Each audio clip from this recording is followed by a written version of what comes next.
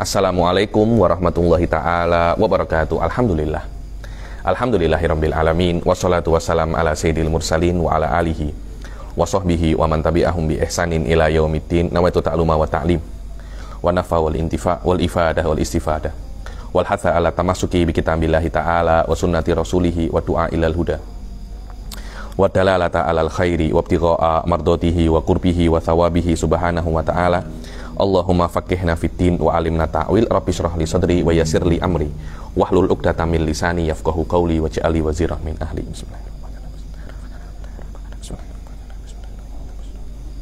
Alhamdulillah, kita jumpa lagi di kelas keempat daripada kitab Syarah Al-Kawakib Al-Lama'ah. Sebenarnya muqarrarnya bukan syarah ya, tapi apa namanya, matan Kawakib Al-Lama'ah. Tapi karena ada syarahnya, biasanya memang saya amik syarahnya sebagai cara untuk murojaah, untuk mensyarahkan matan, karena matan ini memang dia sedikit susah karena lafadznya sedikit tapi lawazimnya dan maknanya banyak. Karena itu diperlukan syarah untuk mengurai daripada makna-makna yang ada di matan. Yang lalu sudah kita jelaskan pasal muqaddimah asyrah, mabadi asyrah daripada ilmu kalam.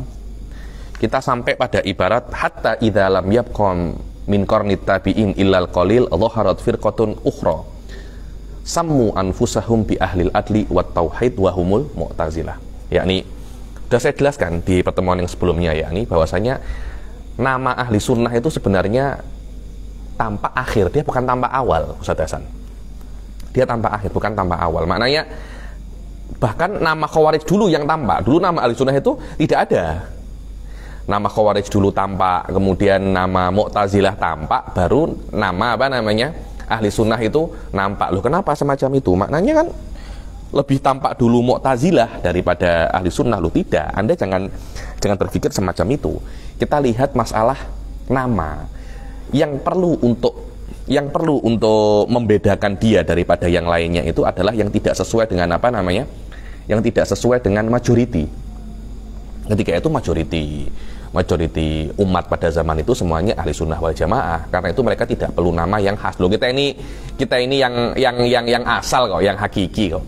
Orang-orang yang tidak sesuai dengan mereka memerlukan nama khas untuk untuk membedakan dirinya daripada jumhur. Karena itu Khawarij mempunyai ajaran yang berbeda dengan jumhur. Mereka ingin membedakan dirinya. Kami ini tidak sama dengan mayoritas Islam. Karena itu kami mempunyai nama khas, namanya apa? Khawarij. Begitu pula Syiah mempunyai nama khas. Bahkan mungkin namanya Syiah pun lebih dahulu daripada namanya Ahli Sunnah ya. Nama Mu'tazilah confirm. Mu'tazilah lebih dahulu daripada Ahli Sunnah. Ya karena memang mayoritas tidak perlu nama. Anda kalau tengok di negara manapun Ahli Sunnah biasanya NGO Ahli Sunnah lebih akhir daripada NGO selain Ahli Sunnah. Karena kenapa? Mereka merasa aku tidak perlu untuk buat hal semacam itu. Kita ini sudah mayoritas. Wallahu alam. Dan Mu'tazilah ini, kata-kata i'tazala ya'tazilu itu i'tazal itu memisahkan atau terpisahkan. Ana i'tazaltun nas, aku terpisah daripada manusia. Azl itu dipisahkan daripada, biasanya azlun nas dipisahkan memisahkan daripada manusia. I'tazal terpisahkan. Dan dulu itu yang pertama kali mengatakan semacam itu tuh orang namanya Wasil bin Atha. Wasil bin Atha ini orang yang menjadi muridnya Hasan Al-Basri. Hasan Al-Basri ini orang yang sangat hebat. Mayoritas khilaf antara akidah firok Islam itu tampak di halakohnya Hasan Al-Basri ini. Dulu itu halakoh itu tidak berbentuk kelas, tidak kan, tapi ya sudah macam Hasan Al-Basri, macam saya mengajar, kemudian ada kemudian ada orang, nanti di sana lagi ada yang mengajar, halakoh semacam itulah. Dulu ulama paling hebat pada zamannya itu adalah Hasan Al-Basri, dan di dalam halakoh itu banyak sekali bermunculan akidah-akidah selain Ahli Sunnah. Di antaranya adalah siapa itu namanya? Mu'tazilah itu. Dulu tuh diceritakan oleh Mbah Fadl ini, ada orang cakap bahwasanya sekarang ini ada orang yang semua kabair itu, semua dosa itu dianggap kabair, dan setiap kabair itu kufur. Apa itu? Khawarij. Khawarij semacam itu. Akidah daripada Khawarij itu mengatakan bahwasanya setiap dosa itu adalah dosa besar, dan orang yang melakukan dosa besar itu adalah apa namanya? Kufur. Ada lagi kelompok yang lain namanya Murji'ah, sebaliknya daripada Khawarij. Mereka meyakini bahwasanya setiap dosa adalah shaghair. Selama Anda itu beriman, maka dosa-dosa itu tidak berpengaruh terhadap iman Anda. Maknanya selama Anda beriman, Anda akan masuk surga, dan dosa-dosa itu tidak akan membuat Anda masuk neraka. Karena dosa kecil itu bisa hilang dengan banyak sekali ibadah. Sholat menghilangkan dosa kecil, puasa menghilangkan apa namanya? Dosa kecil. Terus ini kok satunya ekstrim kanan, satunya ekstrim kiri. Waktu tanya kepada Hasan Al-Basri, wahai Imam Hasan Al-Basri, bagaimana engkau melihat perbedaan antara dua kelompok yang sangat ekstrim ini? Satunya Khawarij, satunya apa namanya? Murji'ah. Yang satunya semua dosa kabair, dan setiap dosa kabair itu pasti apa namanya? Kufur. Yang satunya setiap dosa itu shaghair, pasti diampuni selama Anda beriman, tak ya sholat, tak ya zakat. Yang penting Anda beriman, Anda akan masuk surga. Satunya ekstrim sana, satunya ekstrim sini. Ketika ditanya semacam itu, Hasan Al-Basri ini terdiam sekejap, berpikir. Belum sempat mengutarakan pendapatnya, Wasil bin Atha ini tiba-tiba berdiri. Beliau mengatakan bahwasanya, loh, menurut saya yang berbuat dosa besar itu tidak kafir. Nah terus, apakah pendapat Anda sama seperti Murji'ah? Tidak. Lah terus piye? Ya, tidak kafir juga tidak muslim. Woi, ini baru lagi nih. Lah itu yang namanya al-manzilah bainal manzilatain. Al-manzilah bainal manzilatain. Apa itu manzilah bainal manzilatain? Banyak orang itu mengatakan itu adalah a'raf. Wah, ini adalah a'raf, nanti yang apa namanya? Nanti yang berbuat dosa besar menurut Mu'tazilah dia tidak kafir dan tidak muslim. Nah, terus bagaimana? Dia akan di a'raf. A'raf itu adalah tempat antara surga dan neraka. Nanti dia akan di sana. Itu salah. Itu adalah apa namanya? Tafsir pendapat yang salah menurut Mu'tazilah. Al-manzilah bil manzilatain itu. Jadi orang yang berbuat dosa besar dan dia mati sebelum sempat bertaubat, contohnya dia minum arak, minum khamr atau berzina, kan dosa besar kan? Oke, dia mati sebelum sempat bertaubat, orang itu akan masuk surga, akan masuk neraka selamanya, seperti orang kafir, mukhallad finnar. Terus bedanya apa dengan orang kafir? Adabnya tidak seteruk adabnya orang kafir. Jadi khuludnya sama seperti orang kafir, tapi adabnya tidak seteruk adabnya apa namanya? Orang kafir. Itulah makna al-manzilah bainal manzilatain. Menurut siapa namanya? Menurut Mu'tazilah. Menurut Mu'tazilah semacam itu. Jayidan. Lah setelah Wasil bin Atha mengatakan semacam itu, dia tahu pendapatnya tidak sesuai dengan gurunya Hasan Al-Basri. Akhirnya langsung sudah mulai sekarang aku mufarokoh dengan guruku, dan langsung dia itu menuju salah satu tempat di masjid buat halakoh baru. So bayangkan, macam di sini ada halakohnya Hasan Al-Basri, di sana ada halakohnya Wasil bin Atha. Jadi zaman dahulu, jangan Anda kira zaman dahulu itu toleransi tidak ada. Satu masjid, berbeda halakoh, berbeda akidah, ya oke-oke aja tuh. Jadi jangan Anda itu mengajarkan Islam bagaimana toleransi. Dari dulu dalam mahiyat Islam itu ada toleransi, tapi tidak satu sama lain tidak mengatakan bahasanya Anda benar, saya benar. Tidak.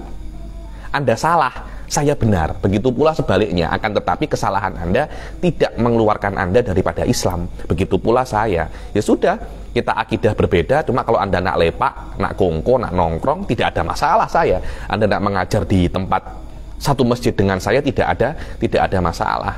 Jadi ini sudah dikotak-kotakkan kan, ini masjidnya Syiah, ini masjidnya Ahli Sunnah, ini masjidnya Wahabi. Wallahu a'lam, itu mungkin apa baru ada akhir-akhir ini. Zaman dahulu itu ulama-ulama itu mempunyai toleransi yang sangat apa namanya besar, dan di halakohnya Hasan Al-Basri juga itu muncul Hasyawiyah itu aslafnya Wahabi. Jadi ketika tampak apa namanya ide Wahabi ini, ide Hasyawiyah ini, ide Mujassimah ini karena terlampau lemah, terlampau teruk, Hasan Al-Basri itu macam orang yang berpikir semacam ini tidak boleh duduk di halakoh saya karena masih masih masih masih bau kencur gitu loh. Masih apa namanya? Fikir semacam ini bukan cara berfikirnya ulama. Akhirnya rudu fi hasyal halaqah. Ya, ini jangan boleh duduk di depan, yang paling belakang. Kenapa? Karena cara berpikir Anda masih seperti anak kecil. Orang ulama tidak akan berpikir seperti hasyawiyah semacam ini. Akhirnya sebab kata-katanya Hasan Al-Basri itu dikatakan apa namanya? Dinamakan Wahabi pada zaman dahulu itu apa? Hasyawiyah. Dan sebab kata-katanya Imam Hasan Al-Basri juga, pendapatnya kelompoknya Wasil bin Atok dikatakan apa? Mu'tazilah. Karena ketika Wasil bin Atok membuat halaqah baru, Hasan Al-Basri mengatakan i'tazala annal wasil. I'tazala annal wasil, bahwasanya Wasil bin Atok sudah berpisah daripada kami. Akhirnya kelompoknya Wasil bin Atok, maknanya kelompoknya Wasil bin Atok yang setia dengan ide, dengan madhab Mu'tazilah, bukan orang yang berjumpa dengan apa namanya? Dengan Wasil bin Atok, yaitu yang namanya ashabul madhab, yaitu maknanya yang setia dengan madhabnya walaupun tidak berjumpa dengan orang muassis madhabnya, ashabus Syafi'i yang setia dengan madhabnya Imam Syafi'i dan tidak terlampau jauh daripada Imam Syafi'i walaupun tidak pernah berjumpa dengan Imam Syafi'i. Yani ashab ini al-ittihad wa tawafuq fil mabda, bukan yang sering kungku-kungku bareng. Berapa banyak orang kungku bareng, lepak bareng, tongkrong bareng, tapi mereka itu saling bermusuhan, gibah-gibahan di belakang. Biasa, ini sudah akhir zaman. Dan ini saya tengok bahwasanya hakikat daripada toleransi sudah ada sejak apa namanya? Zaman dahulu. Dan di dalam halaqah Mu'tazilah ini, halaqah ahli sunnah yang diketuai oleh Hasan Al-Basri, dari situ banyak sekali muncul firqah-firqah selain ahli sunnah, dan biasa-biasa saja, tidak ada masalah, tidak ada masalah. Dan kelompok Mu'tazilah ini bukan kelompok yang tidak suka ibadah, tidak. Ibadah mereka itu gila-gilaan. Kalau mungkin zaman sekarang itu jidatnya hitam. Jidatnya apa namanya? Hitam. Min athari sujud. Wallahu alam. Wasil bin Atok ini terkenal sufi dia. Terkenal apa namanya? Terkenal sufi. Kenapa? Karena di dalam akidah Mu'tazilah pun mereka mengatakan bahwasanya yang berbuat dosa besar dan mati tanpa bertaubat akan mukhalad finnar. Loh, kira-kira orang yang meyakini semacam itu apakah berani melakukan apa namanya? Dosa besar? Berbeda dengan kita ahli sunnah, ya. Ini dosa apapun bertaubat insya Allah akan dikabulkan qat'i menurut Asy'ariyah dan Dhonni, qoribul qata' menurut siapa namanya? Juwaini wal Baqillani. Loh, bagaimana ya? Nih kalian kan banyak ahli sunnah itu kadangkala itu meremehkan dosa, ya, karena itu ada unsur tobat aja, tak apa-apa dosa engko apa namanya? Tobat. Kita tidak tobat pun nanti al-masyiah, ya, masyiah, yakni fi khotoril masyiah, maknanya Allah tidak wajib untuk mengadab dan Allah boleh apa namanya? Memaafkan. Mu'tazilah tidak boleh Allah memaafkan, mesti masuk apa namanya? Mesti masuk neraka, seperti orang yang berbuat pahala mesti masuk surga, ya itu yang namanya ahlil adil mereka itu. Adil, bukan kayak macam kita ahli sunnah. Yakni yang berbuat dosa bisa diampuni. Yang berbuat pahala masuk surganya bukan karena pahalanya, tapi karena apa namanya? Rahmat Allah. Walaupun semacam itu, walaupun ibadah mereka itu sangat hebat, sangat banyak, apalagi ibadahnya Khawarij itu lebih gila lagi. Mereka itu mengatakan bahwasanya yang berbuat dosa apapun, dosa besar dan pasti akan kafir. Loh, orang semacam itu bagaimana? Apakah Anda kira orang semacam itu mau berbuat dosa? Kan jarang, kan? Akhirnya mereka itu merasa bahwasanya kita mesti harus beribadah, harus fokus untuk beribadah. Ibadahnya mereka jauh lebih banyak daripada ibadahnya ahli sunnah. Tapi still mereka digelari oleh ahli sunnah ahli bid'ah. Khawarij ahli bid'ah. Mu'tazilah ahli bid'ah. Walaupun ibadah kita itu tidak sebanyak mereka, tapi kita tidak mempunyai gelar ahli bid'ah. Kenapa? Ya karena memang akidahnya benar. Ibadah banyak belum tentu menafikan kebid'ahan daripada Anda. Berkali-kali saya katakan itu bahwasanya akhlak baik, ibadah banyak, apalagi karomah, itu bukan tanda kebenaran seseorang, bukan tanda kebenaran akidah. Kebenaran akidah diketahui bukan dengan keluar karomah, bukan dengan akhlak baik. Kalau Anda akhlak baik tanda kebenaran, banyak sekali orang-orang barat juga akhlaknya baik. Kalau Anda perkara-perkara yang khariqul adah, tanda kebenaran, ya nanti Dajjal pun juga apa namanya benar. Akan tetapi perkara-perkara itu lebih tepatnya seperti awarid amah yang bisa untuk datang kepada orang yang baik dan orang yang tidak baik, ke akidah yang benar dan ke akidah yang tidak apa namanya, ke akidah yang tidak benar. Maka tolak ukur kebenaran akidah tidak dihitung daripada kasratul ibadah wa kasratul dhuhuri khawariqil adat, bukan juga dengan husnul khuluq, akan tetapi dengan dalil akli, dengan dalil akli ataupun nakli yang menjadikan akidah itu apa namanya benar. Sufada fi ghayatil ahamiyah. Loh, maknanya kita itu susah ya Habib ya mengetahui akidah yang benar. Anda kira mudah kah? Ya karena itu orang-orang itu mesti belajar, ya nih. Tidak cukup untuk taklid. Berkali-kali saya katakan bahwasanya taklif Allah untuk berpikir jauh lebih susah daripada taklif untuk sholat, zakat, puasa. Karena berpikir itu Anda mesti tahu mukadimahnya, cara-caranya, dan perkara-perkara yang lain. Wallahu a'lam. Fasumu anfusahum bi ahlil adli wat tauhid. Mereka menamakan dirinya ahlul adl wat tauhid. Kenapa dinamakan mereka ahlul adli wat tauhid? Dikatakan mereka ahlul adli wat tauhid karena mereka berkeyakinan yang baik mesti masuk surga, yang berbuat buruk mesti masuk neraka. Tidak boleh Allah itu apa namanya switch di switch, tidak boleh. Kita ahli sunnah boleh-boleh saja. Kalau Allah, kita itu kan masuk surga bukan karena amal perbuatan kita, karena amal perbuatan kita itu hanya 60 tahun, 70 tahun, surga selamanya. Amal ibadah kita jauh lebih sedikit, lebih murah untuk membeli harga surga. Berbeda dengan maksiat yang kita buat di dunia ini sangat besar. Kita berhak untuk masuk neraka. Karena itu kan ahli sunnah itu mengatakan kalau Anda masuk surga karena rahmat Allah, masuk neraka karena adil Allah. Mu'tazilah tidak, Anda masuk surga karena amal ibadah Anda, dan Allah tidak boleh memasukkan Anda ke neraka selama Anda berbuat baik. Begitu pula sebaliknya, karena itulah yang namanya keadilan. Wat tauhid apa? Wat tauhid karena mereka mengesahkan Allah dan menafikan sifat. Jadi sifat ma'ani menurut Mu'tazilah itu tidak ada. Tidak ada, berbeda dengan ahli sunnah yang mengatakan sifat ma'ani 7 itu ada dan semuanya kodima. Akhirnya banyak sekali kudama, yang kodim selain zat Allah itu banyak. Di antaranya ada itu sifat-sifat ma'ani itu, maknanya yang kudama itu ada 8, 1 zat, 7 sifat ma'ani. Sampai beberapa Mu'tazilah itu mengatakan kalian itu ahli sunnah lebih teruk daripada Nasrani di dalam akidah, ya nih. Kalau ada agama yang mengatakan Tuhan itu 3, Tuhan itu 2, kalian mengatakan Tuhan itu 8 katanya. Seharusnya kalian itu dipermasalahkan di sini, tapi ahli sunnah mempunyai jawaban untuk itu.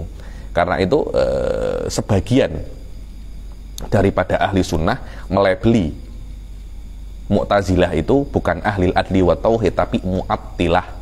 Apa itu mu'attilah? Karena mereka menonaktifkan sifat-sifat ma'ani. Sekarang gelar mu'attilah ini disematkan oleh Wahabi kepada kita ahli sunnah. Kita dikatakan oleh Wahabi ini mu'attilah.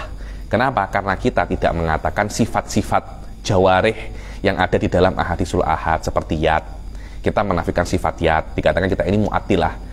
Yu'attiluna apa namanya? Yu'attiluna sifatul khobariyah, sifat al-ahad. Orang-orang semacam ini dia tidak tahu bagaimana bagaimana proses untuk isbat sifat. Isbat sifat untuk Allah tidak boleh dengan dalil dhonni, tidak boleh. Itu uslub kalam semacam itu. Dalilnya mesti apa namanya? Dalilnya mesti qat'i. Bahkan Imam Asy'ari di dalam beberapa pendapatnya as-sama wal basar bukan sifat yang independen, itu adalah sifat yang kembali kepada sifatul ilm, bukan sifat yang independen dia itu. Lah, padahal sama wal basar berapa banyak disebutkan di dalam Al-Qur'an, innahu samiul basir. Yasma.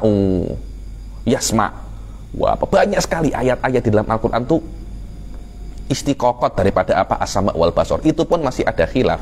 Apalagi yang belum pasti, yakni yang tidak ada di dalam Al-Quran, hanya ada di dalam ahadisul ahad, dan belum pasti itu adalah apa namanya sifat yang bisa ditakwil dengan makna yang lain atau dikembalikan ke sifat-sifat yang lain. Apalagi kalau diinginkan sifat-sifat ahad itu bukan sebagai sifatul ma'ani, tapi sebagai sifatul jawarih. Hati-hati ya. yakni banyak orang itu menyalahgunakan atau mensalah artikan dan salah paham terhadap kitabnya Imam Asy'ari, kitab apa namanya Al-Ibanah. Imam Asy'ari kembali kepada apa namanya, kembali kepada salaf. Tidak ada semacam itu, tidak ada. Imam Asy'ari, ada satu pendapatnya Imam Asy'ari itu dalam kitabul Ibanah. Anda baca muqaddimah kitab Ibanah, dan hampir tidak ada memang yang mengatakan bahwasanya Imam Asy'ari itu mengatakan lillahi yadun jarihah, Allah itu mempunyai yad sebagai jarihah, sebagai anggota tubuh. Tidak ada. Kalau memang Imam Asy'ari mengisbatkan yad sebagai sifatul ma'ani seperti kudroh dan irodah, sebenarnya masalah simpel ya, masalah simpel. Cuma banyak orang-orang Wahabi itu tidak paham itu gitu loh, tidak paham dan selalu terus mengatakan untuk ihamul awam bahwasanya Imam Asy'ari itu rujuk dengan kitabul Ibanah. Apalagi setelah kitabul Ibanah itu bukan kitab terakhirnya Imam Asy'ari setahu saya. Setelah itu masih mengarang kitab-kitab yang lain, dan tidak ada satu muridnya pun daripada Imam Asy'ari yang apa namanya tabarruk itu apa namanya, melepas tangan. Oh, guru saya sudah keluar daripada Ahlussunnah. Tidak ada. Semuanya tetap mengatakan Imam Asy'ari tetap sebagai apa namanya ahli sunnah. Hal-hal semacam ini karena kita pahami yakni iskalat tentang ilmu kalam, bahwasanya ilmu kalam itu ditahdir oleh Imam Syafi'i. Ya ini iskal menurut saya iskal budak kecil yang selalu diulang-ulang untuk apa namanya, untuk mengihamkan awam. Ahlan sila, untuk mengihamkan orang apa namanya, orang awam.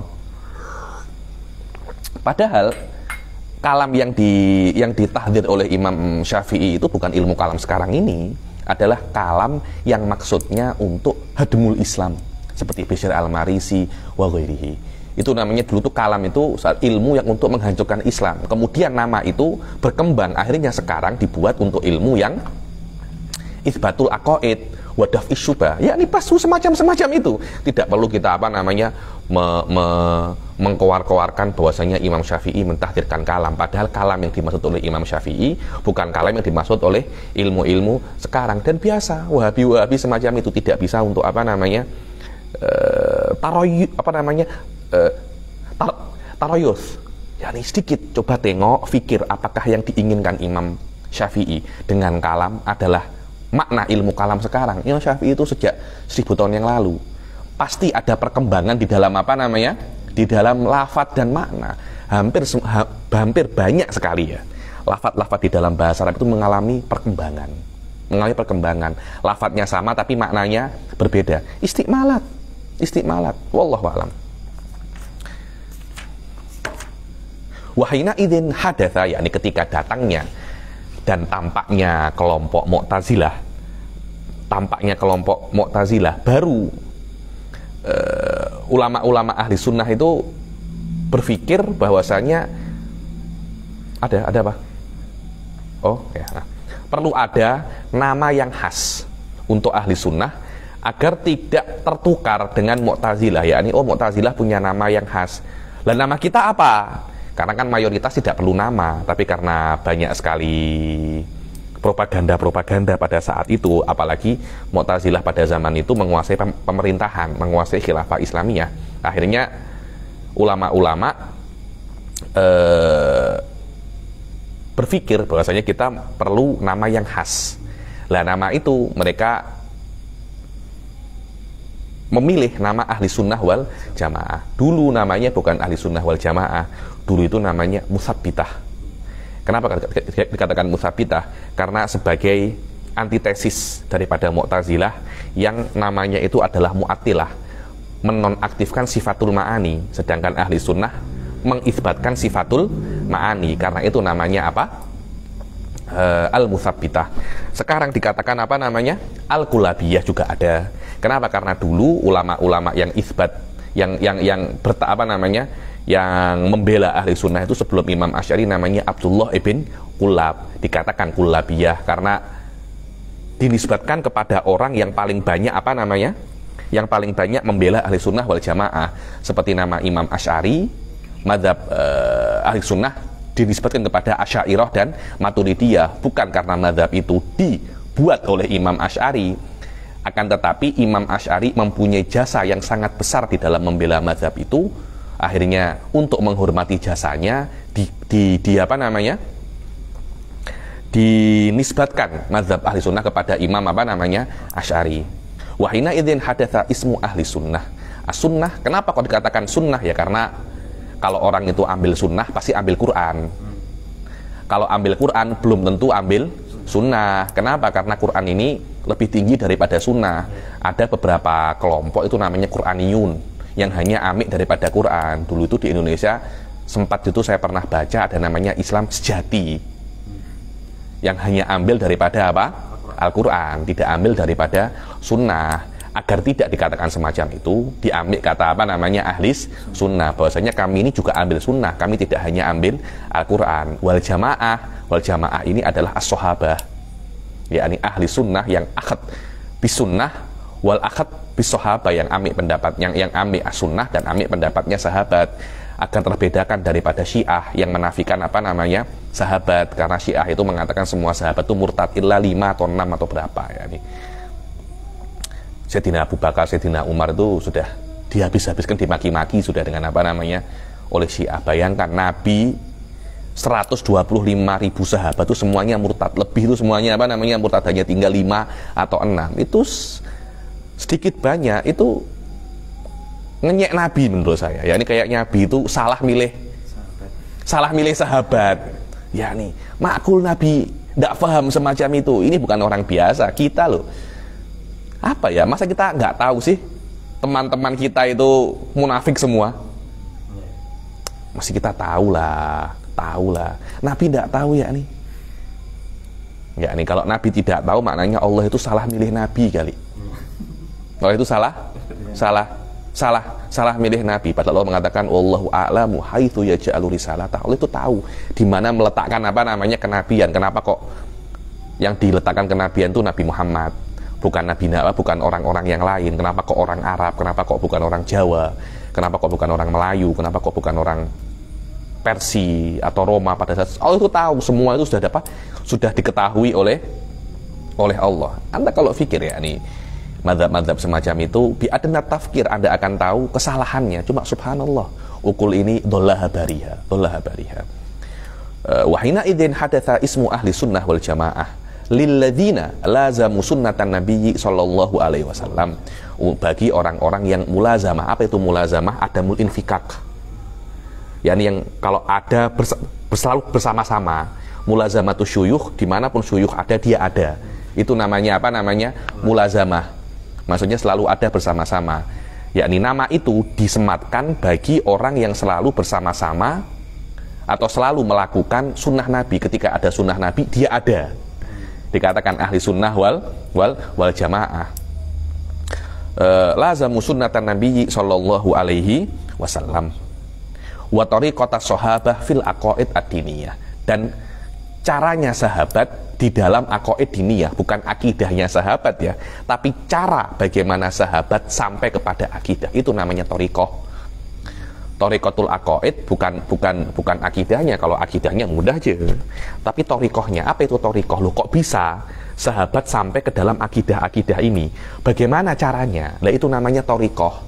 Karena ilmu kalam tidak setakat Anda itu mengetahui akidah, tapi Anda mesti mengulangi proses sampainya akidah itu di diri Anda sampai membekas. Seperti Anda dulu ketika Anda les atau amik kelas drive itu menyetir, memandu, saya tahu ini ini minyak, tekan minyak, ini. Awal-awal Anda bingung karena terlampau banyak nyetir, karena terlampau banyak memandu, akhirnya menjadi skill, kemampuan.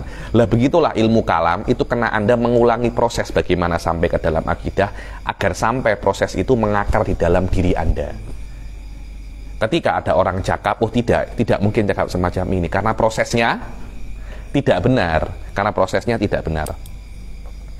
Wa tariqatu sahabah fil aqaid ad-diniyah, dalam akidah-akidah ad-diniyah. Ada akidah-akidah yang selain diniyah, juga ada akidah-akidah yang diniyah. Wal a'mal al-badaniyah, dan begitu pula al-a'mal al-badaniyah, Ya, ini bagaimana caranya sahabat itu beribadah. Ya, ini ibadah itu bukan dengan cara Anda. Kita kan agama Islam, agama yang daripada Allah. Anda mau menyembah Allah bukan dengan SOP Anda, bukan dengan cara Anda.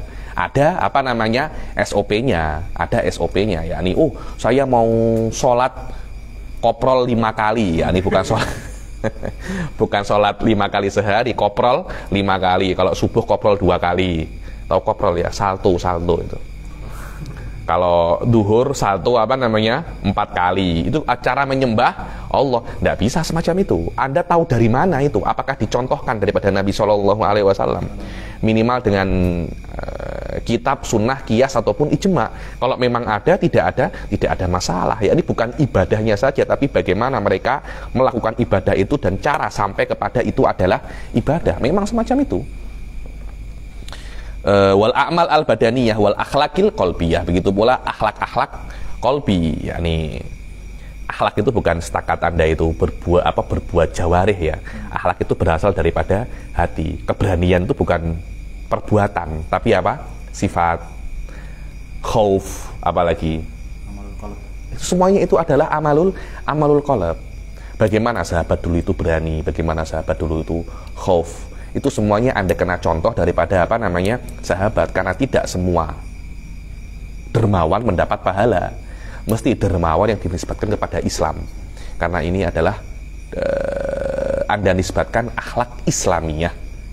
Karena orang-orang Barat juga ada yang dermawan. Anda kalau melihat Bill Gates, Elon Musk, itu itu punya filantropisnya itu loh.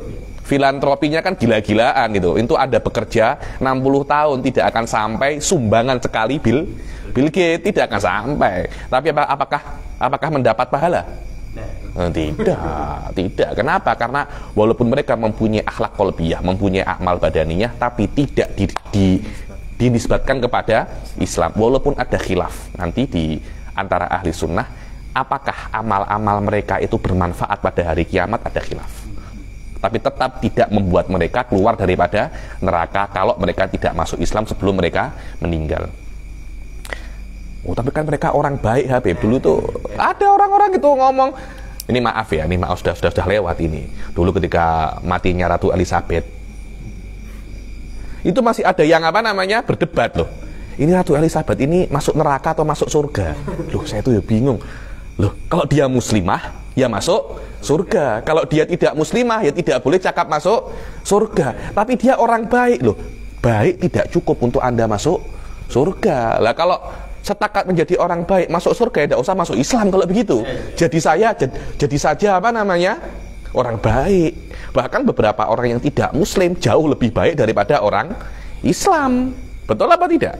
Betul, banyak. Anda kalau melihat orang-orang yang non muslim ini kan punya banyak kan teman-teman kita yang non muslim, akhlaknya jauh lebih baik daripada beberapa orang Islam muslim atau muslimah yang saya kenal. Tapi tidak bisa secara Islam kita mengatakan mereka akan masuk surga kalau tanpa mereka masuk Islam. Saya tidak berani mengatakan itu. Kalau Anda berani Ustadz Gatot silahkan. Saya tidak berani ya ini mengatakan semacam itu. Karena syarat untuk masuk surga ada kenapa Islam. Muslim. Ada yang mendoakan mereka juga. Tidak boleh. Mendoakan tidak boleh. Wala tusolli ala ahadim minhum mata abadan. Tidak boleh mendoakan orang yang non muslim setelah meninggal. Tidak boleh. Doanya tidak akan sampai Anda mendapat dosa. Dulu ada beberapa tetangga saya itu non muslim, baik dengan mak saya. Mak saya mau mengirim Al-Fatihah, saya bilang tidak boleh itu. Tidak boleh. Loh kenapa? Yo, itu perintah Allah kok, memang tidak boleh kita mengirim Al-Fatihah. Lah terus ketika Anda takziah loh kepada orang non muslim. Kita akan takziahkan adamallahu ajrak wa ahsana azaak wa ghafara limayyitik. Kalau mayitnya itu bukan orang muslim, tidak boleh Anda mengatakan wa ghafara limayyitik, tidak boleh. Tidak boleh. Ghafar itu mengampuni. Itu tidak boleh. Cara takziahnya berbeda dengan cara takziahnya orang muslim. Kenapa? Karena Anda seperti menyuruh Allah untuk mengingkari janjinya. Allah mengatakan yang apa namanya yang tidak muslim nanti akan apa namanya kekal di neraka. Islam meyakini semacam itu. Kemudian ya Allah ampuni dia. Loh kan tidak boleh kan? Ada semacam apa namanya kontradiksi. Yakni Anda menyuruh Allah mengingkari perkataannya. Dengan kata ekstrimnya Anda menyuruh Allah itu berbohong. Itu tidak boleh semacam itu. Tidak boleh semacam itu. Kalau dalam keseharian gitu, Kesadaran gimana? ya mendoakan mereka baik, sehat. Tidak ada masalah. Mendoakan mereka diampuni yang tidak boleh. Semoga mereka sehat, sukses itu tidak ada masalah. Tetap itu tetangga Anda, kawan satu nusa satu bangsa. Tapi ya Allah semoga dia masuk surga tanpa masuk Islam. Nah itu tidak boleh itu. Itu tidak boleh. Itu tidak boleh. Kalau sebaliknya Apa itu? non muslim kepada kita. Loh, itu urusannya agama masing-masing itu. Silakan agama apa namanya? Agama di dalam agama Anda mendoakan yang tidak seagama macam mana itu tanya kepada ada orang Hindu mendoakan. Tanya kepada orang Hindu hukumnya macam mana? Loh, kalau dia mendoakan kita atas nama loh gimana? Oh, dia tidak meyakini Allah kok. Ya. Loh, bagaimana dia mendoakan? Dia tidak meyakini Allah kok. kalau kita meminta doa ke mereka, apakah lazimnya kita kepercayaan dia gitu? Kan kita minta doa. Saya bilang tidak elok. Oke. Tapi lazimnya berarti malah kita itu, oh ada orang, contohnya orang Majusi, menyembah apa namanya? Menyembah api. Tolong doakan saya.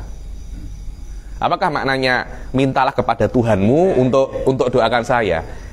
Lazimnya semacam itu, tapi lazimul madhab laisa bimadhab. Masalah pengkafiran nih, kena Anda hati-hati sekali. Kena hati-hati sekali. Apa makna hati-hati sekali? Maknanya kalau tidak benar-benar jelas dia melakukan sesuatu yang ingkar maklum minadim bidorurah, tidak boleh Anda kafirkan. Kalau ada orang sujud kepada berhala pun, tanya dulu. Tanya dulu. Anda sujud kepada berhala barusan. Mungkin dia terjatuh, jelungup. Mungkin dia jelungup. Pas jelungup seperti apa namanya?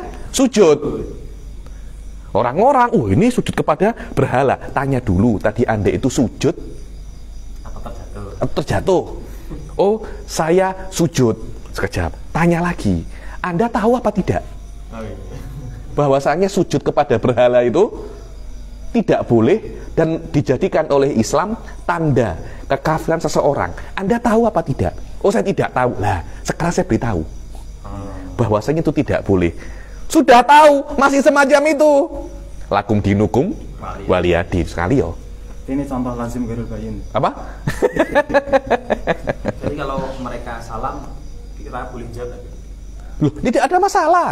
Tapi jangan mendoakan. Salam itu kan banyak kan. Contohnya selamat pagi, itu kan juga salam kan. Itu kan tidak ada doa kan. Selamat pagi, selamat siang, sukses selalu. Tidak ada masalah. Tapi assalamualaikum. Nah, sekejap lagi itu. Itu maknanya apa itu? Maknanya apa itu? Sama menurut saya hal semacam itu.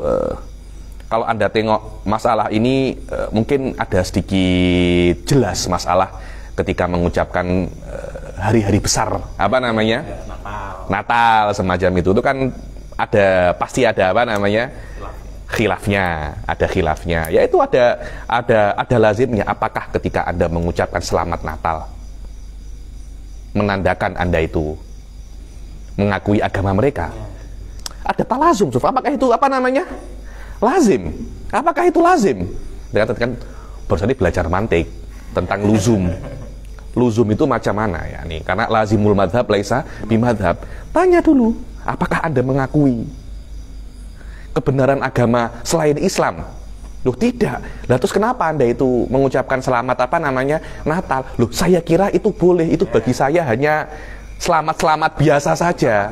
Ucapan-ucapan saja seperti saya mengatakan sukses selalu, selamat pagi, good morning, good evening, ladies and gentlemen, semuanya itu aja, hanya hal-hal semacam itu saja. Itu boleh kalau seperti itu ya. Saya kejap, itu kenalan namanya di itu dulu. Boleh atau tidak mungkin kena kita tengok daripada fatwa-fatwa MUI. Tapi kafir atau tidak, menurut saya bait yang mengkafirkan orang semacam itu sangat jauh sekali. Dosa atau tidak, boleh atau tidak, itu mungkin kalibernya kaliber, bukan saya yang menjawab. Mungkin ulama-ulama ulama-ulama yang lebih tinggi derajatnya daripada saya, orang-orang MUI yang lebih kompeten daripada saya di bidang ini. Cuma kalau Anda tanya apakah kafir atau tidak, 95% bahkan 100% tidak kafir.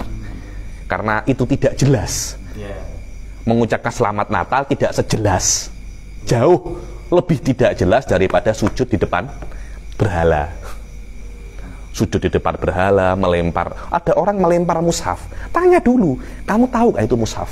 Itu Al-Quran. Jangan-jangan dia tidak tahu, dia kira apa namanya? Kamus. Buku atau kamus. Kan tidak tahu kan? Tidak bisa langsung Anda kafirkan. Tanya dulu. Tanya dulu. Itu pengkafiran ini bukan sesuatu yang mudah ya. Karena Anda apa namanya? Berhati-hati, Anda kena sabar, nggak bisa terburu-buru. Karena kafir ini lawazimnya berat. Istri Anda kasih ceraikan, harta Anda menjadi fake, terus dan banyak ada efek-efek fikih, efek-efek duniawi selain ukhrawi yang terjadi ketika seseorang itu dikatakan apa? Kafir. Oh, masya Allah, atal gelut, atal gelut. Ayo, boleh apa namanya? Kok panas ya? Kembali ke akhlak tadi. Kan tadi mulainya dari akhlak. Wal akhlak al qalbiyah. Faman ishtaghala minhum bi iqamatil hujjat wad dalail al aqliyah wan naqliyah, yakni dan barang siapa yang ishtagol itu menyibukkan diri mereka, merepotkan diri mereka, sehari-hari berkecimpung bi iqamatil hujjat, membuktikan biiqamatil hujjat wad dalail, membuktikan, yakni akidah ini ada, kemudian Anda membuktikan kebenarannya. Jadi ilmu kalam bukan untuk membuat akidah, tidak. Orang-orang ini banyak salah paham sama ilmu kalam. Ilmu kalam bukan ilmu untuk membuat akidah, bukan. Ilmu kalam ilmu untuk menguatkan dan membenarkan akidah yang sudah ada daripada kitab ataupun sunnah. Jadi ketika Allah dalam Al-Quran mengatakan Tuhan itu ada, Allah itu pencipta alam semesta, ilmu kalam datang untuk membuat dalil-dalil akli ataupun nakli untuk menguatkan akidah ini dan mematahkan akidah-akidah yang lain yang bertentangan dengan akidah ini. Banyak orang salah paham terhadap mahiyah, hakikat daripada ilmu kalam. Dikira masih ada sampai sekarang orang-orang itu mengatakan ilmu kalami ilmu falsafah, ilmu kalam ini ilmu akidah, ilmu kalam ini ilmu yang banyak omong. Wallahi semuanya itu ilmu banyak omong. Wallah, bagaimana Anda menghadapi orang selevel itu ya? Ngeluh Anda, ngeluh ya, ngeluh. Wallah serba salah itu, serba salah ya nih. Terus mengajak berdebat. Ya Allah, ini masih level alif bata ya. Ini level alif bata. Begitu berdebatnya di Facebook lagi. Kopas. Oh, kopasnya sudah apa namanya banyak. Dia sudah persediaan kopas puluhan dia. Lah kita kan tidak persediaan kopas. Ngeladeni gitu. 1 minggu, 2 minggu tidak akan selesai. Yang menang adalah yang paling kuat ngetiknya atau paling banyak kopasnya. Biiqamatil hujjat wad dalail al-aqliyah wan naqliyah. Ada dalail aqliyah dan dalail naqliyah. Apa itu dalail al-aqliyah? Dalail aqliyah itu adalah dalil yang muqaddimah sugro dan kubronya hanya akli saja. Apa makna akli? Tidak perlu nabi untuk mengajarinya, itu namanya akli. Tanpa turunnya agama pun Anda bisa tahu bahwasanya ini benar, melewati akal. Itu namanya dalil akli. Dalil naqli adalah dalil yang salah satu daripada muqaddimahnya itu sama, yakni kitab ataupun sunnah, nas, salah satu ya, salah satu, tidak semuanya. Tidak ada dalil nakli murni, tidak ada. Al-Quran pun bukan dalil akli murni, pasti ada beberapa muqaddimahnya itu akli.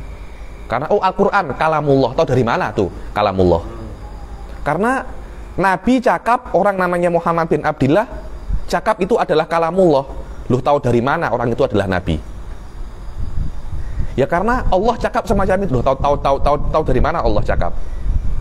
Tahu dari mana Allah itu ada? Nanti akan akhirnya itu ke dalam dalil akli, pasti semacam itu. Jadi tidak bisa Anda membuktikan bahwasanya Allah itu ada daripada Al-Quran, tidak bisa. Karena Al-Quran adalah kalam Allah. Adanya Al-Quran setelah adanya Allah. Dan sekarang pertanyaannya, apakah Allah ada? Dalam Al-Quran Allah ada. Loh gimana sih? Ada semacam apa namanya? Tanakut. Tanakutnya itu membuktikan keberadaan Allah melewati dalil akli. Al-Quran pun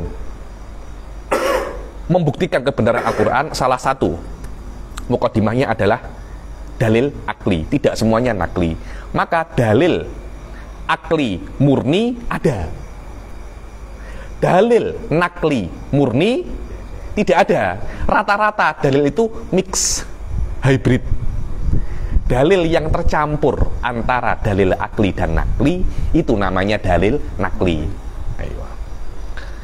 Lil umuril i'tiqadiyah summiya bil mutakalimin au ahlil kalam. Orang-orang yang menyibukkan dirinya, ulama-ulama yang berkecimpung di dalam membuktikan kebenaran akidah dengan dalil akli dan nakli dinamakan mutakalimin atau ahli kalam. Pas ada masalah dengan mutakalimin? Bukankah mereka itu mempunyai jasa yang sangat besar? Tapi kenapa kok kayak mutakalimin ini dipandang apa namanya? Sebelah mata. Sebelah mata mutakalimin lah. Mutakalimin itu adalah usuluddin. Ulama-ulama dalam usuluddin yaitu namanya ilmu kalam. So tengok Mbah Fadl mengatakan bahwasanya orang yang menyibukkan dirinya membuktikan kebenaran akidah dengan dalil akli dan nakli itu namanya adalah mutakalimin. Dan orang dibilang wa man ishtaghala minhum, dan orang yang menyibukkan darinya daripada ulama-ulama itu bi ilmil ibadat, dengan ilmu ibadat al badaniyah wal muamalat, yang menyibukkan dirinya bukan dengan ibadah ya, bi ilmil ibadat, dengan ilmu ibadat. Ahlan wa sahlan. Saya mulai awal sikit karena suruh badali mertua di UNES habis ini. Menyibukkan dirinya bi ilmil ibadat, mengetahui tentang ilmu ibadat, ilmunya, bagaimana cara ibadat, bagaimana cara sholat, bagaimana cara zakat, bagaimana cara muamalat, bagaimana cara munakahat, bab munakahat, wal fatawa, dan fatwa-fatwa di aqdiyah wal hukumat. Aqdiyah itu qadha, hukumat ini sama, yakni masalah-masalah hakim itu. Wa nahwi dzalika summiya bil fuqaha. Bas, fuqaha. Lah apakah fuqaha itu banyak ibadah? Belum tentu. Belum tentu. Siapa? Oh, kalau fuqaha banyak ibadah. Loh, untuk mendapatkan nama fuqaha Anda tidak perlu banyak beribadah.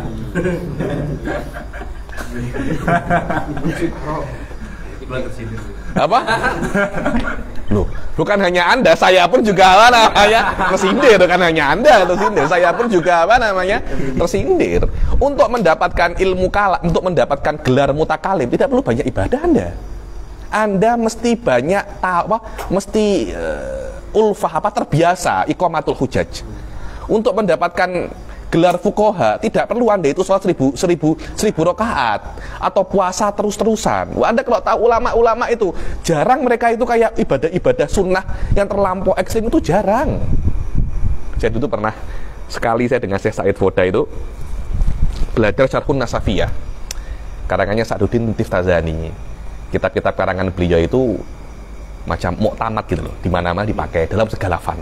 Jadi kalau ini karangannya siapa? Tiftazani. Wah, tasrif pun oke, ilmu balaghah pun oke, tafsir pun oke. Maknanya, ini barokah katanya. Ini barokah. Coba marah.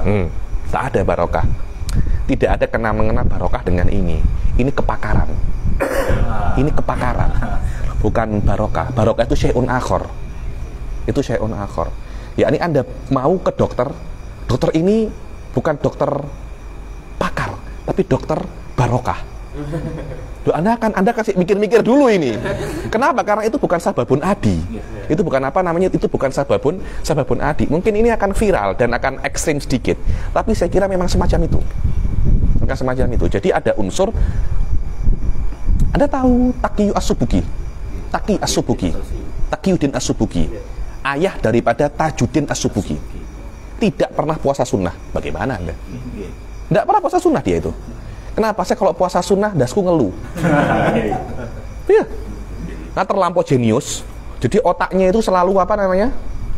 On. Selalu on. Panas. Jadi kalau sudah on itu dia minta es, ndasnya itu dia ditetesi es. Terlalu panas karena aku tidak kuat. Aku poso mau Ramadan toh. Saya puasa cuma. Hatta ulama-ulama sekarang yang Anda kira banyak ibadahnya itu di dalam beberapa statement mereka, saya ini jarang baca Quran. Jadi nggak seperti orang yang satu hari 10 juz. Nggak ada, saya mungkin hanya berapa lembar, tapi saya banyak mengajar. Tapi saya banyak, berarti ini ulama nggak berkah. Muskilah itu ulama haromen, ya, dengar ini. Saya nggak mau ngomong namanya, cuma banyak kiai-kiai Indonesia belajar dengan beliau. Banyak belajar dengan kiai-kiai besar, baca dengan beliau. Anda mau ngomong beliau nggak barokah, lah kiai-kiai ini apa terus? Benar loh, benar ya nih. Kita mungkin ada semacam salah persepsi tentang ulama itu sebagai semacam apa? Dikira ulama itu sing akeh tirakate. Saya takut nanti Joko Joko Kendil itu juga dikira ulama juga.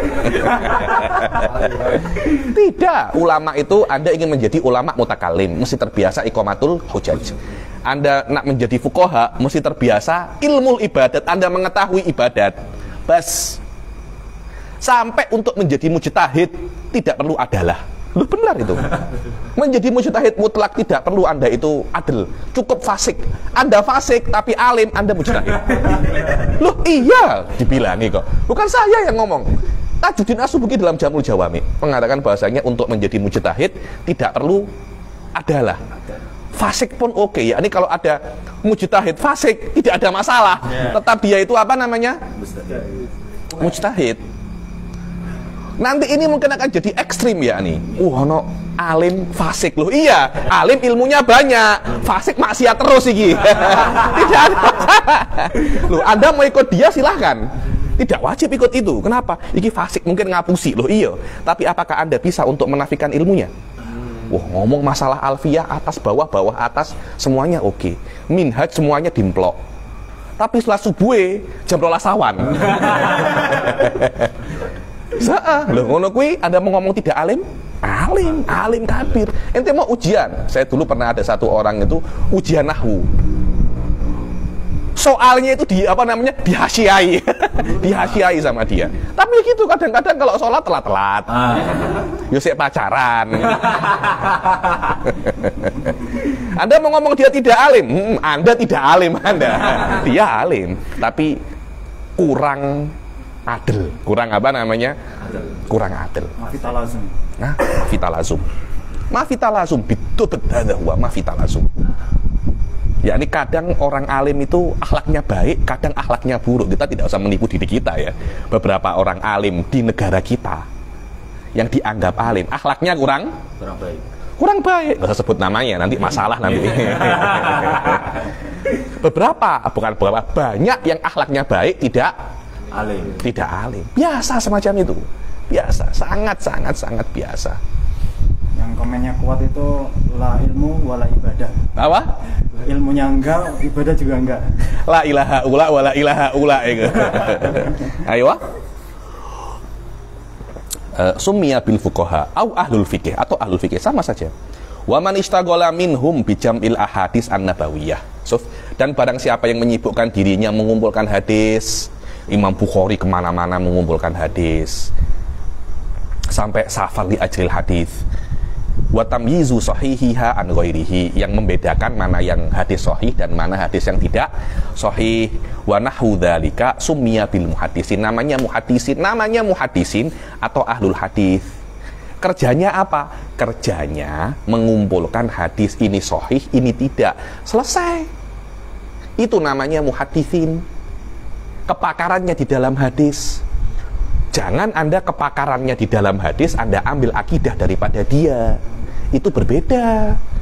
Seperti Anda mau ke dokter kandungan, istri Anda hamil, pakarnya Anda mesti ke dokter pakar kandungan. Jangan ke dokter gigi, dicabut gigi Anda sama dia. Atau sakit gigi terkandungan, dibuat hamil Anda.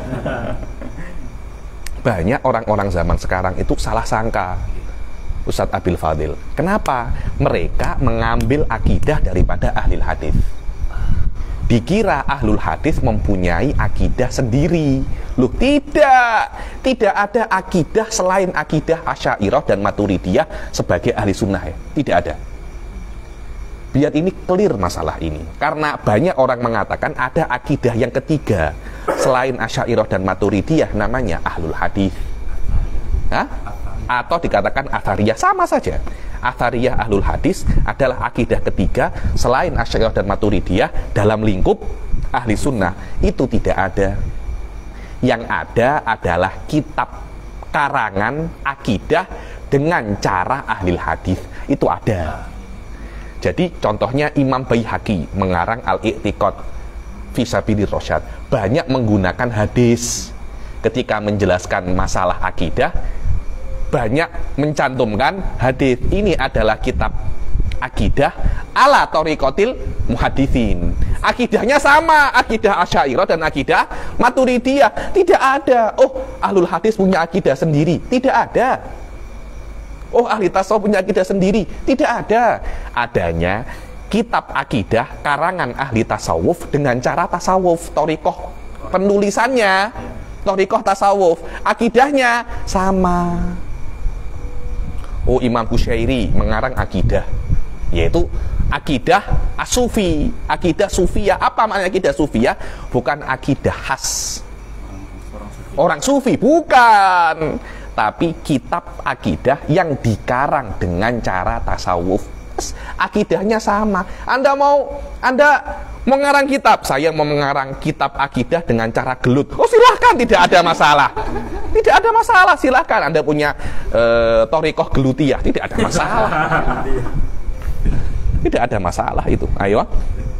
Wa man istaghala minhum bil a'mali dhahirah. Ya, ini bukan ilmu a'mali dhahirah. Daripada ahli sunnah ada yang menyibukkan diri mereka dengan a'malu dhahirah, banyak ibadah, sholat, zakat, amalu dhahir, bukan ilmu a'mali dhahir, bukan. Jadi tasawuf itu bukan Anda itu hanya belajar, Anda praktek. Dan tidak mungkin Anda praktek kecuali Anda tahu dulu. Loh, bagaimana Anda mau sholat kecuali Anda tahu cara sholat? Ya memang caranya itu ilmu ibadat baru ibadat. Untuk tasawuf kena fikih dulu. Kalau enggak nanti bisa-bisa jadi thariqah yang aneh-aneh. Thariqah yang aneh-aneh. Benar itu. Saya tidak ngomong Joko Kendil ya.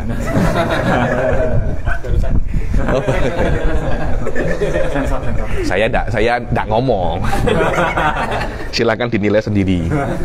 Wa man istaghala minhum bil a'mali dhahirah, dan daripada ahli sunnah itu ada yang menyibukkan diri mereka dengan al-a'mal dhahirah, amal-amal yang dhahir seperti sholat, zakat, puasa.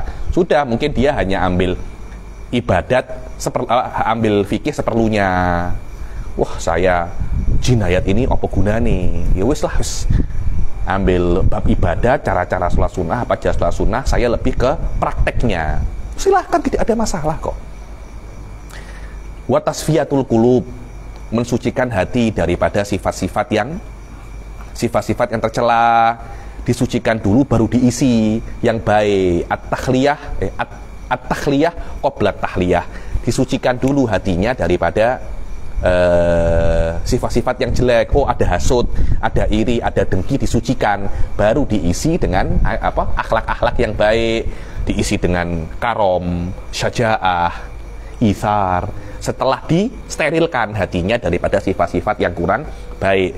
Wa tasfiyatul qulub anil akhlaqil madmumah, akhlak yang madmum. Akhlak itu bukan hanya perbuatan, akhlak itu adalah perkara yang ada di hati. Dan ini ada unsur kalaminya juga, karena itu beberapa ulama kalam seperti Al-Iji, Aduddin Al-Iji menulis kitab namanya Ilmu Akhlak. Dibahas akhlak daripada aspek filsafatnya seperti apa. Karena zaman sekarang banyak orang salah paham tentang akhlak. Dikira akhlak itu nunduk depan kiai, depan habib, nunduk. Engko metu yus rasan-rasan meneh. Anak gue wonge teko gue. Nah kan semacam itu toh, semacam itu kan. Enggak banyak orang pada saat ini salah paham tentang akhlak. Dan saya dari awal saya kurang setuju kalau mengatakan itu akhlak lebih penting daripada ilmu. Itu apa ya? Dari jauh wis ndak usah belajar. Wis ndak usah belajar, kowe akhlak aja loh. Anda tidak akan tahu ini akhlak yang baik kecuali Anda apa namanya? Belajar. Anda tidak akan tahu. Ala kulin, dunya wis kaya ngene soalnya. Anil akhlaqil madmumah wa tahliyatuha dihiasi. Qulub bimakarimil akhlak, dengan akhlak-akhlak yang mulia. Summiya bis sufiyah, lah mereka itu dinamakan apa? Sufiyah. Jadi tugasnya sufiyah, istilahnya domainnya sufiyah, itu banyak ibadah dan menghiasi diri dengan akhlak. Mereka bukan berdebat di dalam akidah. Bukan, akidah mereka serahkan kepada ahlinya, ilmu kalam. Jadi mereka datang ke mutakalimin, wahai mutakalimin, beri saya akidah dan beri saya cara untuk memahami akidah. Selesai. Datang ke fuqaha, ajari saya fikih. Sudah, setelah itu mereka beribadah. Karena itu, oh ini pendapatnya ahli tasawuf semacam ini dalam akidah, dibandingkan dengan pendapatnya orang ahli mutakalimin. Loh jangan, itu bukan apple to apple. Bukan, karena memang berbeda. Anda kalau mau berdebat akidah, ya mutakalimin versus mutakalimin. Mau debat masalah hukum halal haram, ya fuqaha versus fuqaha. Mau debat masalah dzauq, tasawuf versus tasawuf. Loh memang semacam itu kan. Apple to apple-nya semacam itu. Jangan, truk ini lebih mahal daripada Ayla. Loh beda, ini bukan apple to apple ini. Ini mobil biasa, kereta biasa Anda bandingkan dengan truk atau bis, ya jelas lebih mahal harganya. Truk bis itu bekasnya saja sudah ratusan juta. Nah, kalau Ayla paling bekasnya Brio, bekasnya berapa? 70-60 juta. Biasa semacam itu. Wa tahliyatuha bi makarimiha summiya bisufiyah wa ahli tasawuf. Qala Ibnu Khaldun. Lah Ibnu Khaldun ini adalah seorang mu'arikh, tapi mu'arikh terbina ala madzhab ahli sunnah wal jamaah. Karena itu kuat tarikhnya dia.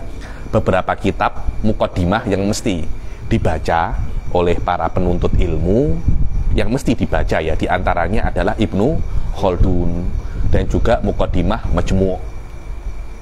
Itu penting, muqaddimah Majmu'. Ada murid Lirboyo tahqiq itu namanya Ustadz Asep Jelani, pernah dengar? Punya tahqiq pasal muqaddimah Ibnu Khaldun. Ada lagi muqaddimatul Mustasfa, itu juga penting. Ada lagi yang penting muqaddimah Sahih Muslim karangan Imam Nawawi itu, atau karangan Imam Ibn Hajar al-Asqalani. Itu penting, di antara muqaddimah yang penting karena dibaca. Jangan hanya baca Naruto. Itu saya ada satu penceramah itu ngomong dengan saya, itu katanya zaman sekarang para santri baca aja sudah bukan Fathul Wahab, Fathul WhatsApp sekarang ini. Sudah bacaannya apa? Fathul WhatsApp. Sudahlah.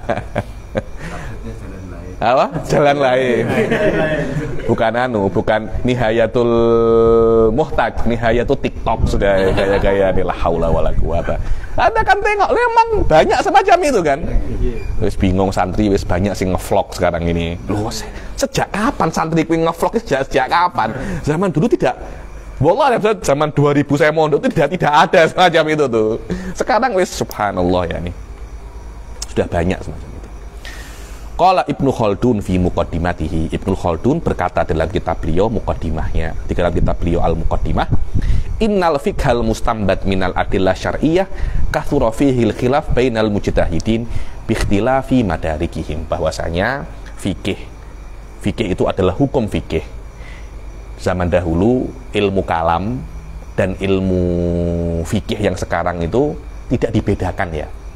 Namanya fikih. Cuma ilmu akidah namanya fiqhul akbar.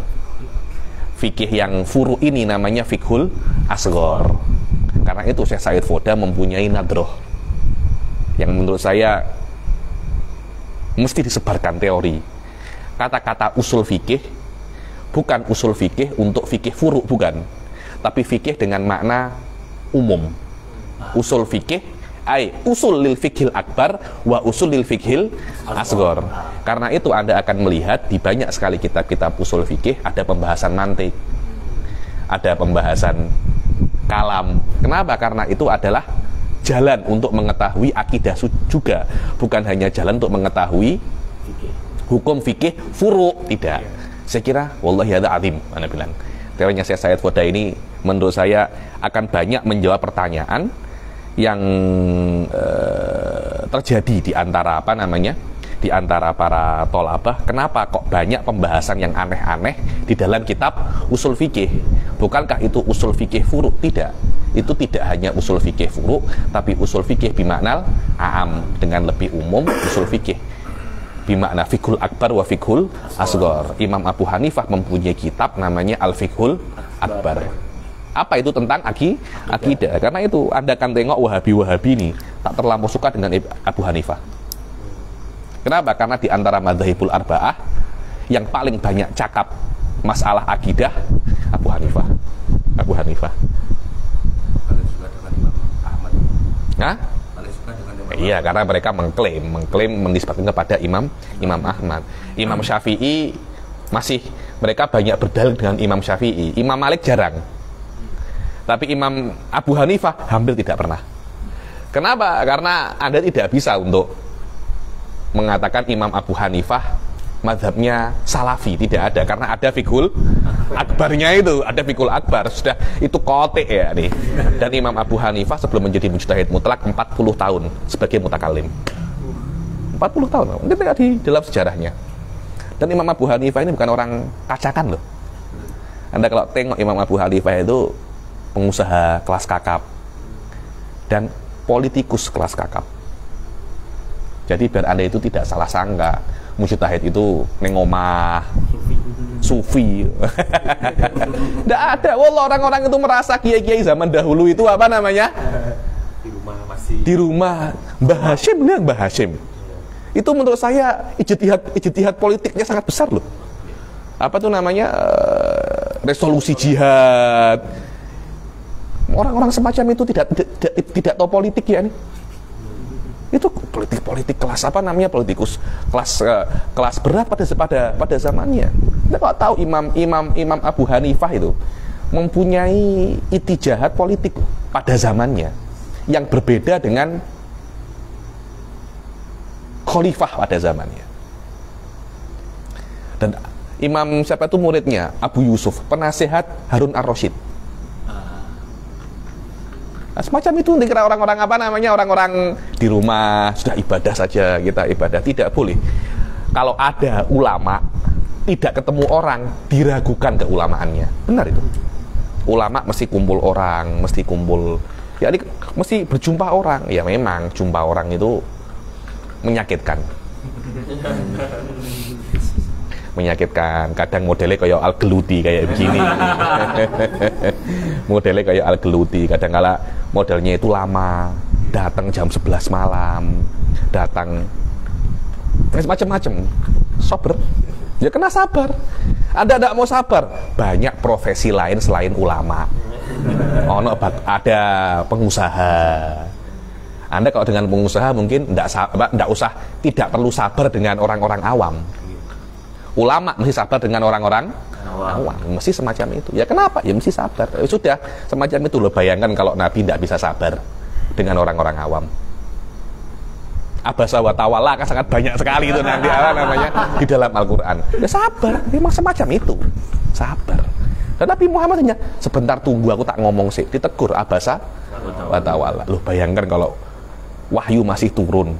Kira-kira ulama-ulama sekarang ayat yang turun itu semuanya teguran kepada para ulama-ulama semua itu. La haula wala quwata illa billah. Yakni fikih yang mustambat daripada adillah syar'iyah itu banyak sekali khilafnya loh. Kenapa semacam itu? Ya karena memang itu adalah keinginan Allah. Ya karena memang Allah itu menginginkan kita itu khilaf. Kenapa semacam itu? Ya ini ujian semacam itu. Lah kalau semua dalilnya fikih itu kayak akidah, dalilnya qot'i, ya enak dunia itu, semua masuk surga kabeh. Lah kok enak ya saya sabar. Pasti ada apa namanya, dalilnya itu disusun oleh Allah dalil fikih itu dhonni, dan Allah tahu ketika menurunkan Al-Quran, ketika menurunkan Nabi, Allah tahu nanti hadisnya itu tidak akan qot'i, dalalannya tidak akan qot'i. La Quran wala sunnah, dalalannya tidak akan qot'i. Tapi kenapa kok tetap Allah menurunkan itu? Ya, sebagai ujian bagi manusia. Karena memang manusia itu berbeda. Pendapatnya Imam Abu Hanifah berbeda dengan ulama-ulama yang lain. Anda akan mempunyai teman Hanafi, Syafi'i, Hambali, Maliki, berbeda. Tapi Anda tidak boleh tengok perbedaannya. Anda mesti tengok titik persamaannya. Sama kan, di Indonesia pun juga sama kan. Ono wong Jawa, ono wong Madura, ono wong Sunda.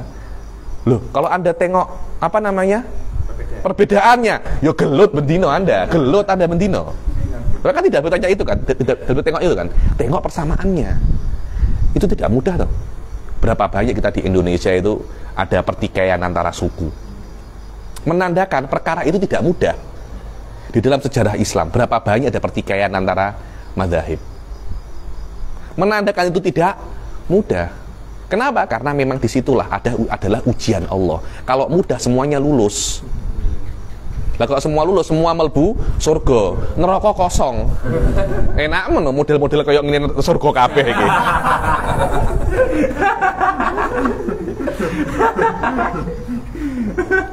Kathurul khilaf bainal mujtahidin, banyak khilaf antara mujtahidin bi ikhtilafi madarikihim, dengan perbedaan mudrok. Mudrok itu mahaludah.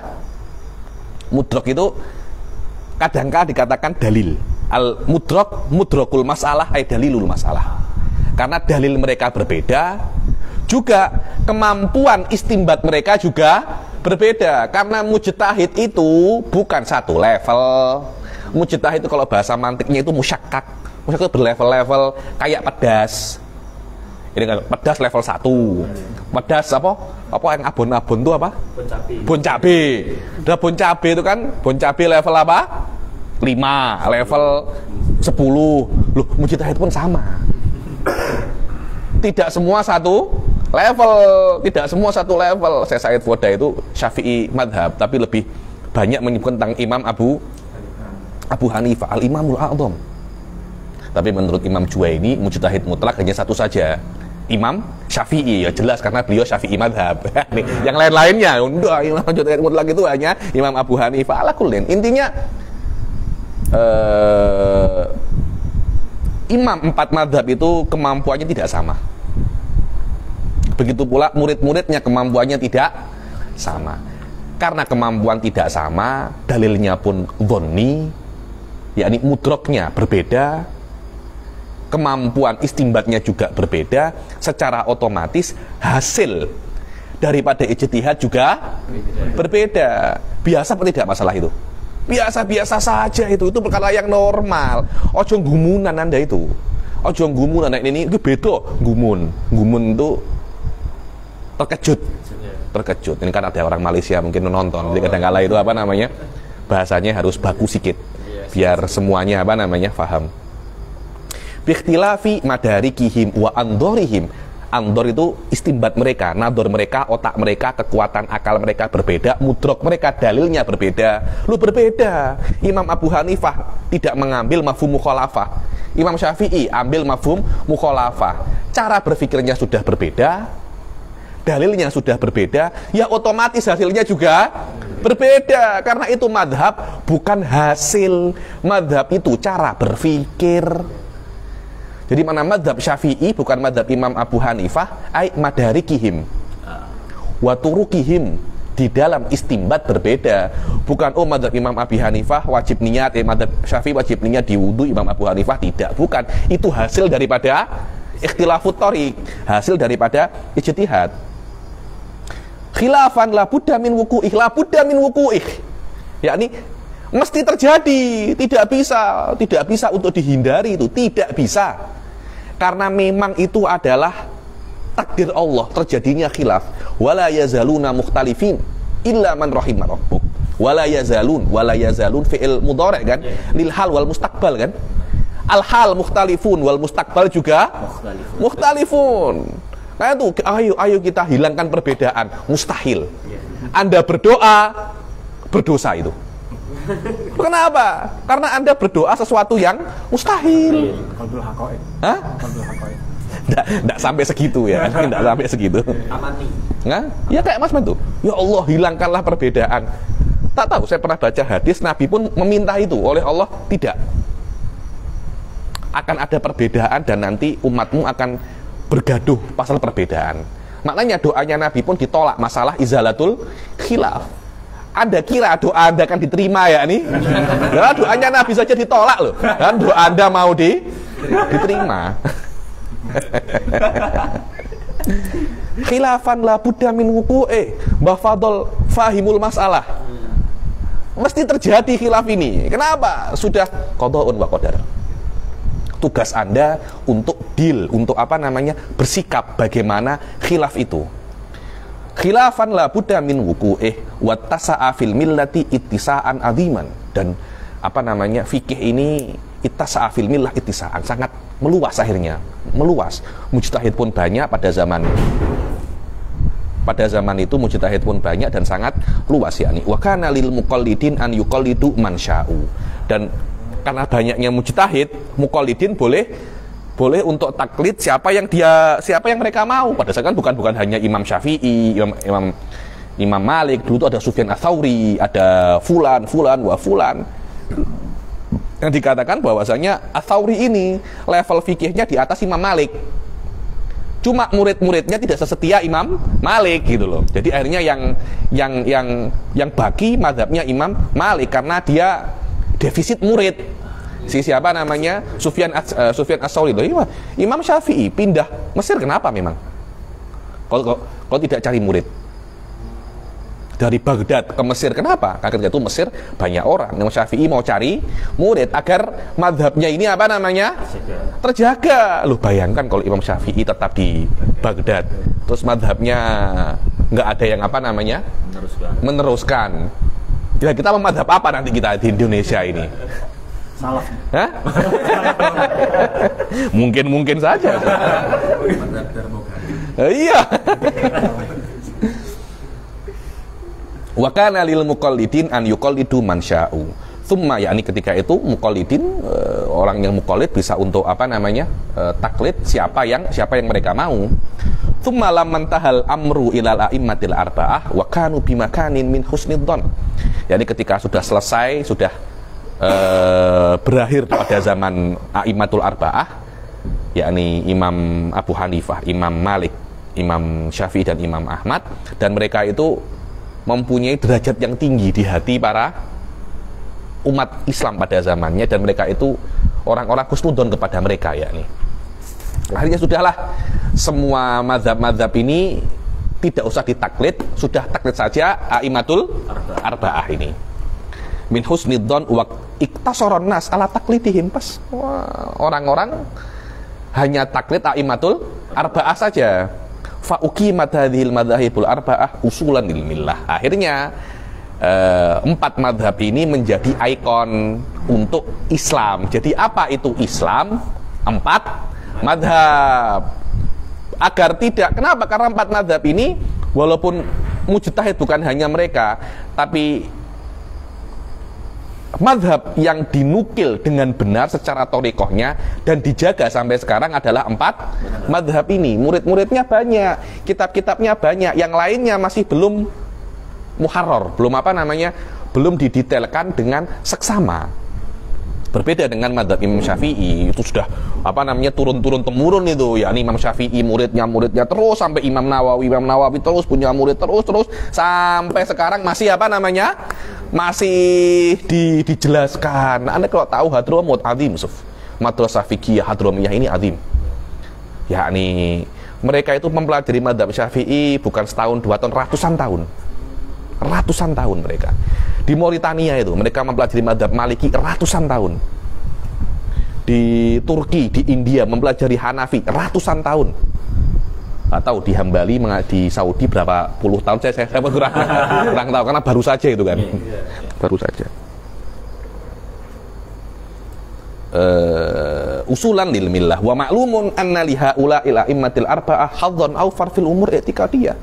Dan diketahui bahwasanya mereka itu mempunyai a'immatul arba'ah ini mempunyai kemampuan yang hebat di dalam perkara akidah. Maknanya mereka itu bukan madhab fikih saja, tapi juga madhab aqaidi. Maknanya akidah mereka oke, apalagi fikihnya. Terutama Imam Abu Hanifah yang mempunyai kitab khas pasal akidah. Hadzon awfar, hadzon ini bagian awfar yang sangat banyak di dalam perkara-perkara i'tiqadiyah. Wal ahadits an-nabawiyah, ada Musnad Syafi'i, Imam Malik Al-Muwatta, Imam Ahmad bin Hanbal, jangan ditanya memang sampai ada yang khilaf. Imam Ahmad bin Hanbal ini muhaddis atau mujtahid? Beberapa ulama mengatakan beliau bukan mujtahid. Tapi pendapat yang paling kuat alal asoh Imam Ahmad bin Hanbal ini apa? Mujtahid dan muhaddis. Yang ada khilaf itu Imam Abu Hanifah.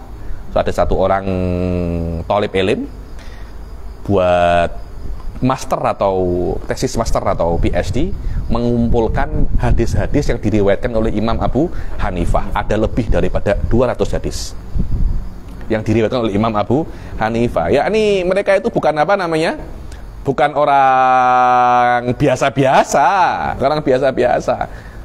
Di dalam ilmu akliyah Imam Abu Hanifah ini dahsyat. Diriwayatkan dulu tuh pernah suatu saat Imam Abu Hanifah ini merantau. Lepas merantau pulang, jumpa murid-muridnya. Murid-muridnya ngomong, "Ente ini sudah setelah merantau otakmu mungkin sedikit tumpul." "Oh, tumpul ya. Oh, kita berdebat." Berdebat. Sebuah perdebatan, akhirnya yang menang Imam Abu Hanifah. Ya sudah, kita ganti posisi. Saya ngambil madhab anta ngambil madhab saya. Saya boleh buktikan bahwasanya apa yang saya buktikan benar itu salah. Benar, dipermainkan semuanya itu. Semacam ini saya tumpul, kalian yang tumpul otak-otak kalian itu. La haula wala quwata. Imam Abu Hanifah. Wal ahadits nabawiyah wal a'mal qalbiyah. A'immatul arba'ah ini sudah fikihnya hebat, akidahnya oke, juga banyak meriwayatkan hadis, juga akhlaknya juga baik. Ya ini paket komplit ya. Ini jarang ini. Untuk zaman-zaman sekarang ini jarang. Kalau ada, beritahu saya datang ke sana. Setakat ini ada akhlaknya baik, ilmunya biasa-biasa saja. Ilmunya biasa-biasa saja, akhlaknya kurang baik. Ada kedua-duanya, hadisnya tidak punya. Ada aja yang kurang. Ini 4 orang ini beda. Levelnya beda. Limited edition ini. Limited edition. Kama huwa dhahirun liman ta'ammala siyarahum.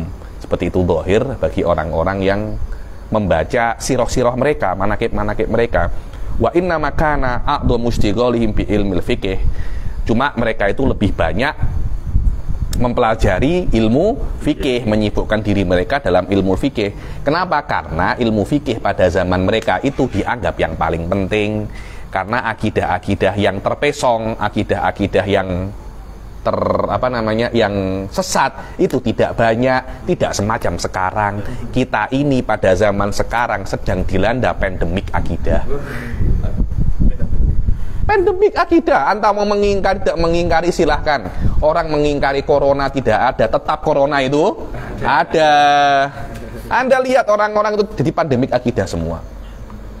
Malah lebih viral orang-orang yang aneh-aneh daripada para kiai yang alim-alim. Iya apa tidak? Wah, orang yang aneh-aneh itu diwawancarai, masuk podcast, macam-macam. Kiai yang alim-alim, yang alim-alim mana? Jarang masuk podcast, jarang diwawancarai. Apa? Hah?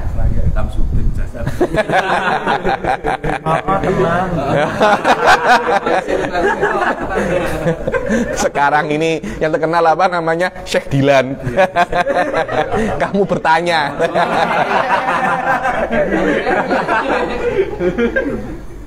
Kiai mana? Habib mana? Jarang kan? Kita dilanda pandemik akidah. Anda mau terima, tidak terima, menurut saya reality semacam itu. Orang-orang tidak tahu mana akidah yang benar, mana akidah yang tidak benar. Berapa banyak saya jumpa orang itu, saya semedi di gunung apa itu? Kawi. Gunung Kawi. Saya semedi di Gunung Kawi, saya semedi di kubur ini. Loh, kadang-kadang saya merasa beberapa Wahabi itu ada benarnya memang. Karena saya lihat banyak orang-orang kita itu yang apa namanya, yang terlalu ekstrim hal-hal semacam itu.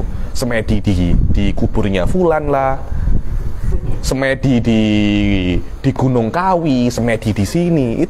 Itu apa namanya? Dan yang itu yang malah apa namanya? Viral. Ulama-ulama yang pandai Alfiyah, yang pandai Fathul Wahab, bukan Fathul WhatsApp ya. Yang pandai Fathul Wahab malah tidak viral. Boring.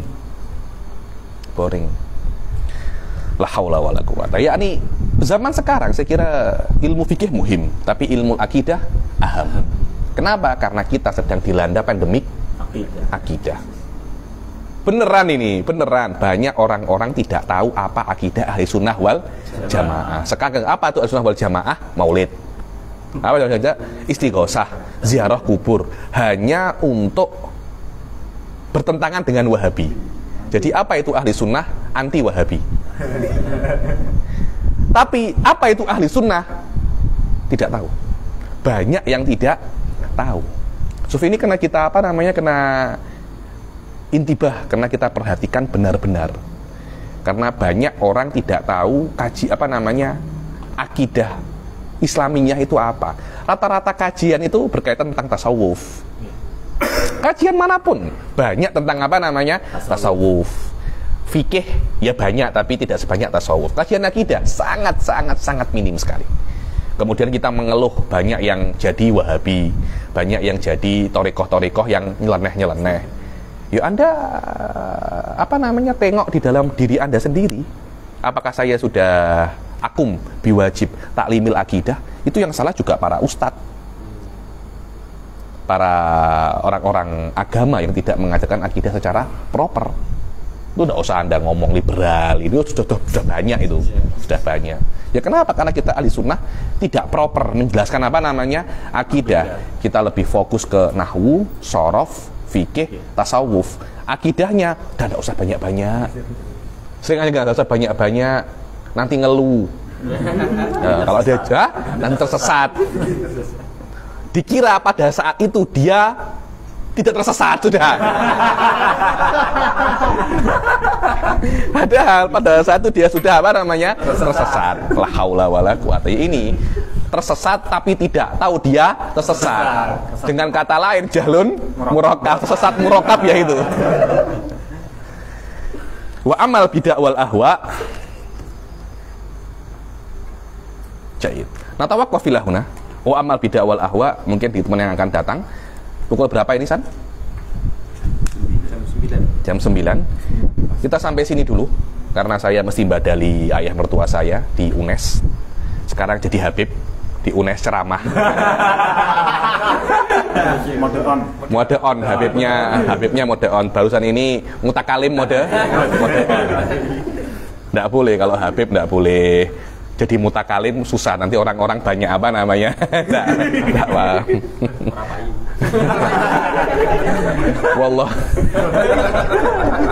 Wallahu a'lam bishawab. Bertaufiq wal hidayah wal ridha wal inayah. Assalamualaikum warahmatullahi taala wabarakatuh. Waalaikumsalam.